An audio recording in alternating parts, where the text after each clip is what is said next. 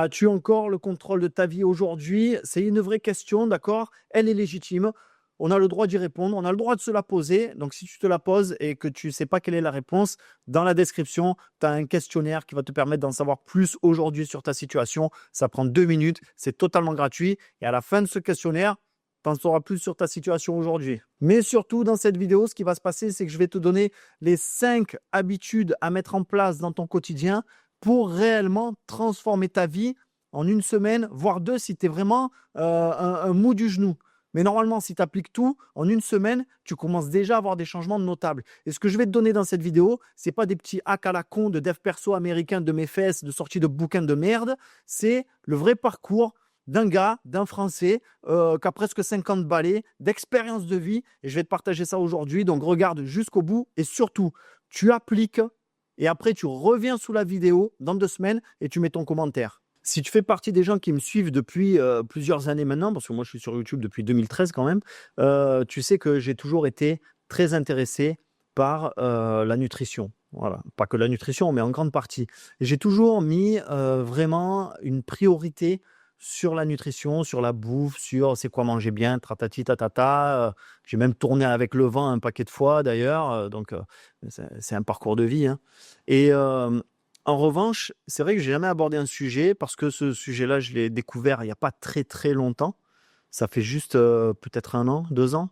Ouais, en fait très peu que je m'intéresse à ça. Et c'était après la lecture du livre Respirer de James Nestor. Je suis pas, je suis pas certain. Au pire, je l'écrirai en dessous si c'était pas ça. Et donc en fait, respirer, on sait tous que c'est important, d'accord? Mais des fois, on ne réalise pas à quel point la respiration peut être importante dans notre quotidien. Et à titre de comparaison, si tu veux une image, euh, on peut tenir 30 jours sans manger à peu près, on peut tenir peut-être 48 heures sans boire. La plupart des gens, ils ne tiennent pas 10 minutes sans respirer. Et au-delà de ça, c'est même pas le fait qu'on crève très vite si on ne respire pas, hein. Tout le monde sait que respirer, c'est ultra important. Mais c'est que les quantités d'air qu'on consomme chaque jour sont juste colossales. En fait, si je dis pas de bêtises, il me semble qu'on respire à peu près 10 mètres cubes d'air, quelque chose comme ça par jour. Ça équivaut à 10 à 12 kilos d'air qu'on consomme. On mange en moyenne à peu près 1 à 2 kilos de nourriture par jour.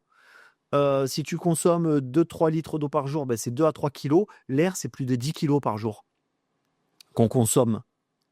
Et là, tout le monde se prend la tête à chaque fois à prendre en main sa nutrition, à vérifier son hydratation, ce qui sont des choses essentielles. Attention, hein, je ne dis pas que ça ne l'est pas, mais on passe souvent à côté de la respiration. Et la respiration, depuis que je l'utilise, perso, ça a vraiment changé mon quotidien. Je vais te dire pourquoi. Parce que la respiration, elle a ce pouvoir incroyable, c'est de te permettre de revenir à l'instant présent. Alors là, je ne vais pas partir dans une vidéo wouhou, New Age et compagnie, mais l'instant présent, c'est essentiel. C'est là que tu atteins le calme mental. Je ne vais pas te dire la plénitude, mais que tu peux avoir les idées claires et que tu peux prendre des décisions rationnelles, intelligentes, tu vois, qui vont te servir dans ton avenir. Et souvent dans la vie, plus que agir, on réagit. Et on n'est pas dans le moment. On fait que répondre à des stimuli extérieurs sans vraiment mettre de la conscience dans nos décisions, dans nos actions. Et la respiration, elle a ce pouvoir incroyable, c'est que quand tu décides de prendre le contrôle de ta respiration, le système nerveux parasympathique prend le contrôle et là, tout de suite, on fait baisser l'état de stress, on fait baisser les tensions, on dégage un peu le brouillard mental et on revient là, on revient à l'intérieur, on revient en soi, ok? Et ça, les gens ne réalisent pas en fait à quel point on est à la limite du super pouvoir. Et quand je dis ça, ça ne veut pas dire, oui, la respiration, ça peut transformer ta vie, genre, il y a telle technique pour tel truc, telle technique pour tel machin, ou la troisième pour ça. Non, on s'en fout, en fait, des techniques. À chaque fois que tu as un moment de stress dans ta vie, dans ton quotidien, dans ta journée, quel qu'il soit, tu sens que tu perds pied, tu es en train de déraper, tu perds le contrôle, tu reviens à ta respiration. Et tu fais juste 5 à 10 cycles de respiration lente. Alors, si tu veux avoir une sorte de... les gens, ils aiment bien avoir des... comment ça s'appelle? Oh putain, merde, ça me reviendra. Une posologie. Voilà, les gens aiment avoir une posologie. Il faut qu'on leur dise, il faut que tu fasses tant à l'inspire, tant à l'expire et tout. Dans le fond, on s'en fout. Reviens sur une respiration lente à ton rythme, par le nez. C'est toujours mieux par le nez parce que ça te permet de respirer plus lentement. Et conscient. Tu inspires. 4 secondes, 5 secondes. Et tu expires. Et tu fais ça sur quelques cycles.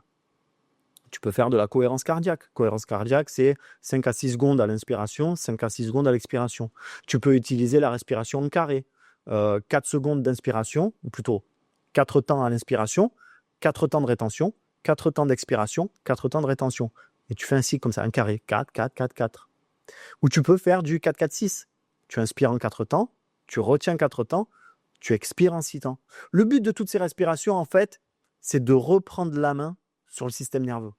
C'est de reprendre le contrôle sur tes états internes. Et j'ai envie de te dire qu'à notre époque, où on est surstimulé, c'est pas du luxe. Et donc, comment utiliser la respiration dans sa vie? Je vais te dire clairement comment je l'utilise. J'ai toujours un petit cycle de respiration au réveil, le matin, quand je viens de me lever. J'ai mon petit cycle de respiration après m'être mouillé le visage pour me réveiller. Et après, au cours de la journée, je peux m'en faire un à midi et un le soir.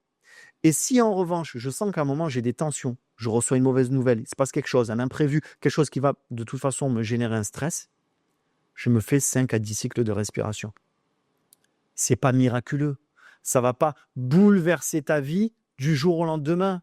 Mais si, à chaque fois que tu te retrouves dans une situation stressante, tu fais cet effort de revenir à la respiration et de pratiquer une respiration lente en mettant un peu de conscience à l'intérieur, à chaque fois, tu vas calmer tes états mentaux. Et calmer ces états mentaux, faire baisser son état de stress, faire baisser son niveau de cortisol, j'ai envie de te dire que c'est un peu une victoire sur la vie. Parce qu'à la fin, je suis encore en train de partir dans des délires New Age avec ma victoire sur la vie. À la fin, tous ces petits moments où au lieu de réagir, tu reprends la main, tu remets de la conscience dans ta vie, et donc au lieu de réagir, tu agis en prenant des décisions, en faisant des choix qui iront dans ton intérêt, cumuler, mais à la fin, tu changes carrément la trajectoire de ta vie. Donc la respiration, aussi gnangnan, cucu, mes fesses, que ça puisse paraître, c'est essentiel. Et après, tu choisis. Moi, je te dis juste, fais de la respiration lente. Au réveil, à midi, le soir, ça va juste de temps en temps faire un petit down, une petite descente au niveau du système nerveux. Et quand tu as un truc stressant, tu te dis toujours, oh putain, David, il a dit, ouais, un peu de respiration, et tu fais un peu ta respiration. Et au fur et à mesure du temps, ça va devenir un automatisme et ça va te permettre de garder toujours un certain niveau de contrôle sur ta vie. Prier. Prier, je sais que ça peut paraître con, pareil, c'est le genre de truc que tu ne trouveras pas dans un livre de dev perso, hein, mais prier, lorsque j'ai intégré la prière à ma vie, ça a modifié profondément celle-ci. Alors, je vais t'expliquer un peu mon parcours rapidement. Moi, j'ai toujours eu le cul entre deux chaises. J'ai presque 50 ans. Entre je crois en Dieu. Alors, quand je dis Dieu, ça peut être n'importe quoi. Hein. Je parle d'une intelligence supérieure, de quelque chose qui nous dépasse. De cette idée que nous ne sommes pas issus du chaos et que si on est là, s'il y a un univers, s'il y a tout ça autour de nous, ça a un sens. Voilà, c'est ça l'idée de Dieu. Après, chacun sa définition, mais j'emploierai Dieu parce que c'est plus facile. Et j'ai toujours eu cette conviction profonde, voilà, qu'il y avait un Dieu, qu'il y avait quelque chose d'intelligent derrière. Et le truc, c'est que j'ai toujours eu le cul entre deux chaises. J'ai toujours été d'enfant passionné par les documentaires scientifiques, par la science en général, par les études, partout. Et j'ai toujours eu un peu cette sorte de combat interne, athée-croyant, où d'un côté, je pouvais avoir des périodes où j'étais très... je vais dire croyant, on va dire croyant, je ne vois pas quoi dire d'autre, et d'autres périodes où j'étais très athée matérialiste et tout.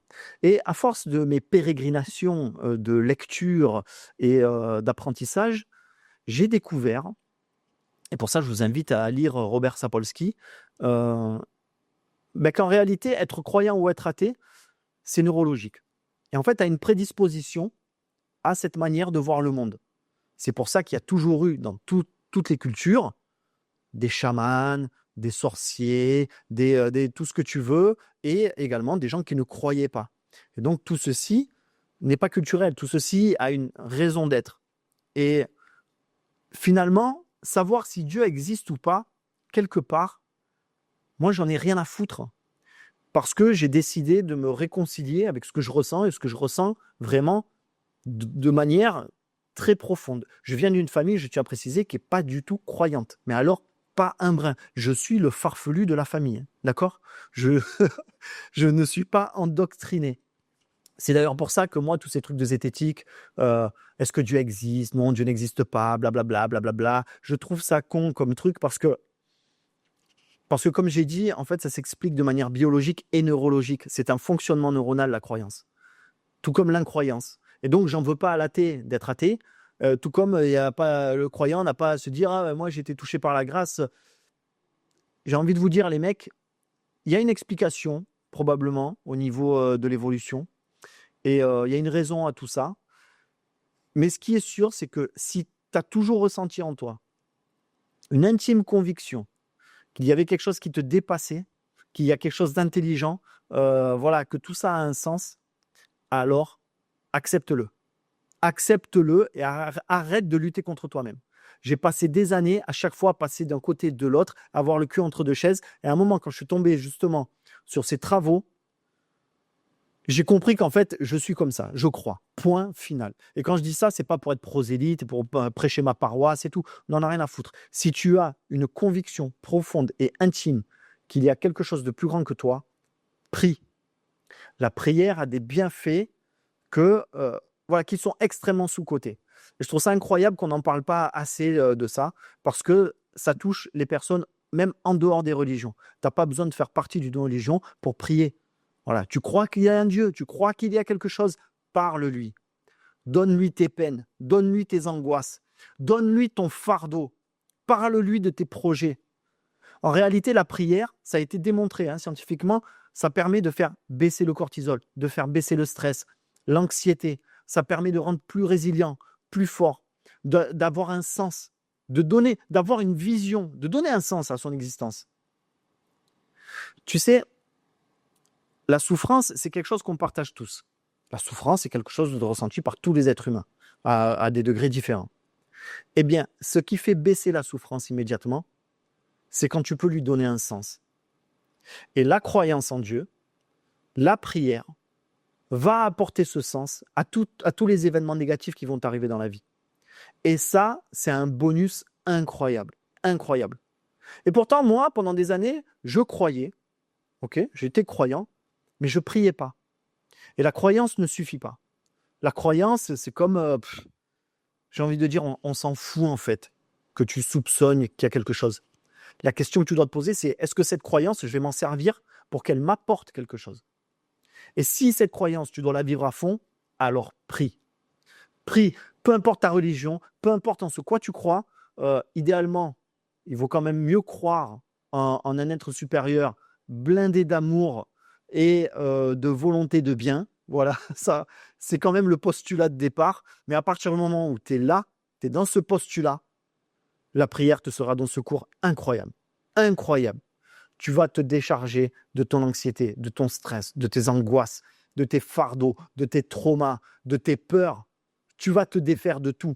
Tu vas te défaire de tout et tu vas avoir la foi dans le fait que tout ce qui peut t'arriver dans ta vie a un sens. Ça sert un propos, ça sert un but. Et ça, c'est le meilleur moyen de retirer la souffrance.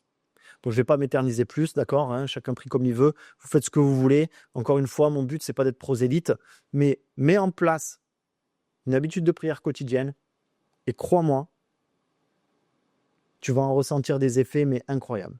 La troisième habitude, c'est la règle du do it now, motherfucker. Fais-le maintenant, espèce d'enculé, parce que j'en ai ras le cul. Quand je vais chez des amis, et je l'ai vécu à de nombreuses fois, j'arrive chez eux, tu peux même pas poser ton téléphone portable sur la table basse parce que c'est le bordel. C'est le foutoir. Je suis estomaqué. Et là, je parle pour, je sais pas les filles en général, mais pour les mecs. Mais putain, mais vous avez été élevés par des macaques ou quoi?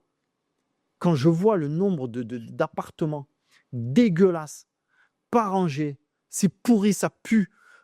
Vous n'avez même pas honte de recevoir des gens chez vous alors que tu as une vaisselle comme ça dans l'évier. La table basse, comme j'ai dit, elle est pourrie qu'elle n'en peut plus. Il y a des feuilles à rouler, du tabac, des merdes, des cendriers, des canettes de bière. Le lit qui n'est pas fait depuis 3 ans ou 4 ans. Comment? Moi, c'est un truc qui me sidère parce que j'ai toujours été quelqu'un, je ne suis pas maniaque, hein, mais je suis une personne ordonnée. Et j'ai toujours vécu, alors peut-être je suis hypersensible à ce sujet-là, mais pour moi, un environnement désordonné, ça m'agresse. Ça m'agresse, je ne peux pas travailler dans un environnement désordonné. Je ne peux pas être calme et serein dans un environnement désordonné. Et je pense sincèrement que l'environnement, c'est le reflet de l'état interne de la personne qui vit dans cet environnement. D'accord? Si tu es quelqu'un de carré, de droit, qui agit quand il doit agir, qui a les idées claires, qui se connaît, qui sait où il va, qui sait ce qu'il veut, qui sait ce qu'il ne veut pas, normalement, chez toi, c'est dégainé.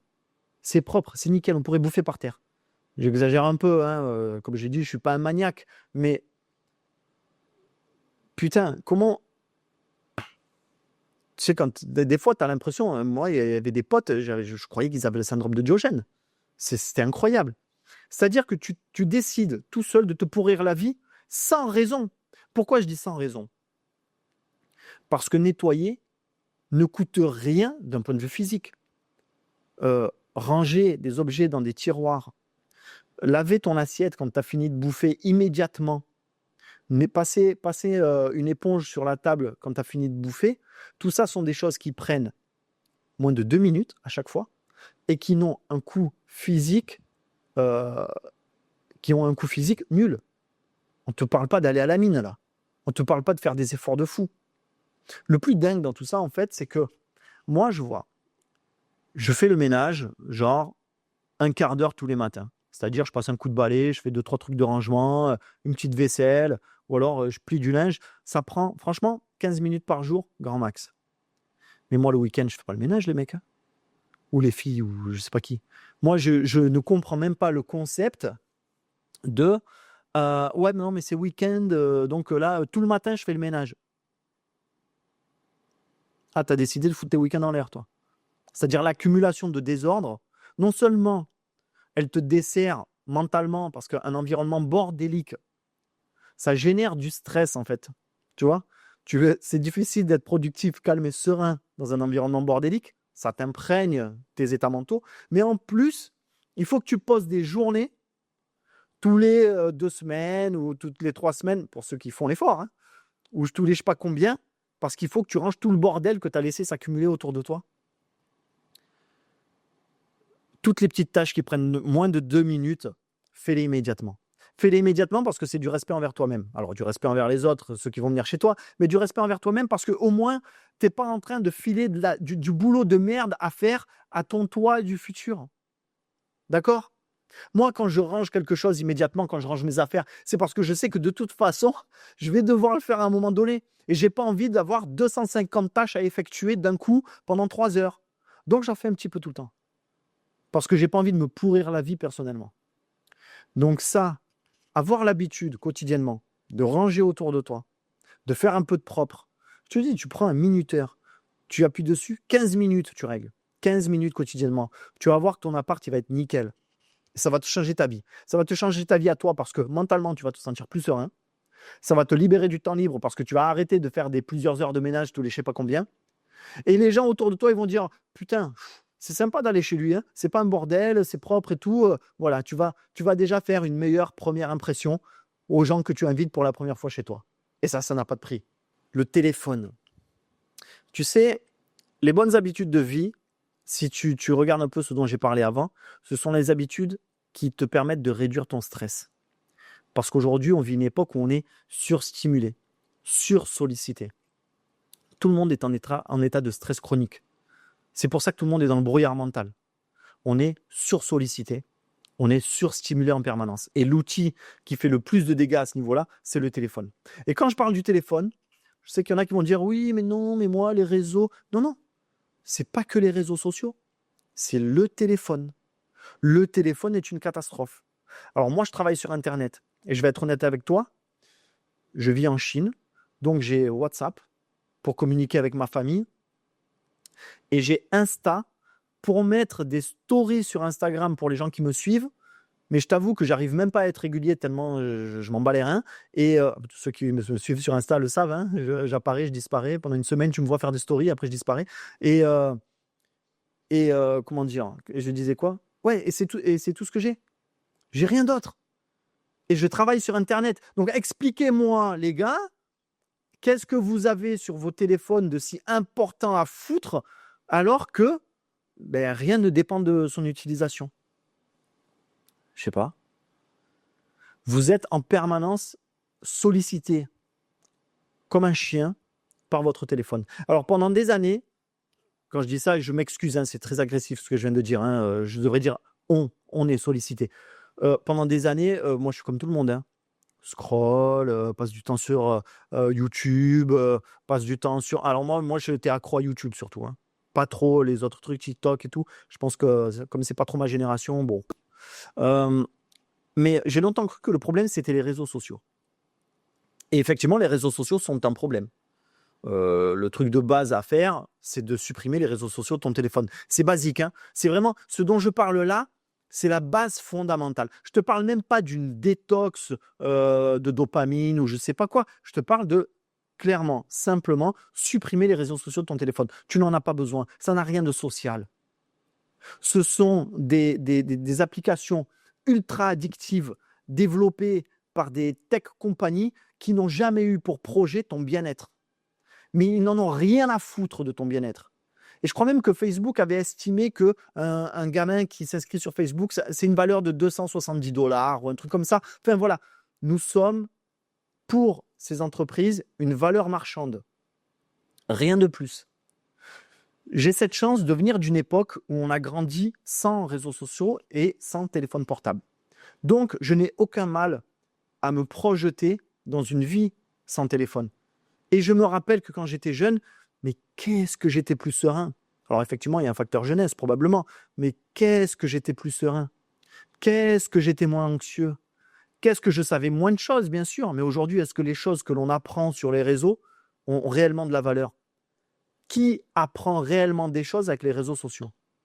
Vous regardez que des vidéos de merde, les unes après les autres, qui ne servent à rien, à part détruire votre attention, détruire vos vraies relations sociales, humaines, avec les gens qui vous entourent dans votre foyer, et vous enrichissez les mecs de la tech qui n'ont rien à branler de vos vies. Voilà, c'est ça la réalité. Je vis en Chine, donc je suis loin de ma famille. J'ai WhatsApp. Voilà, ça s'arrête là. C'est la base fondamentale d'enlever les réseaux sociaux du téléphone. Mais c'est pas que ça.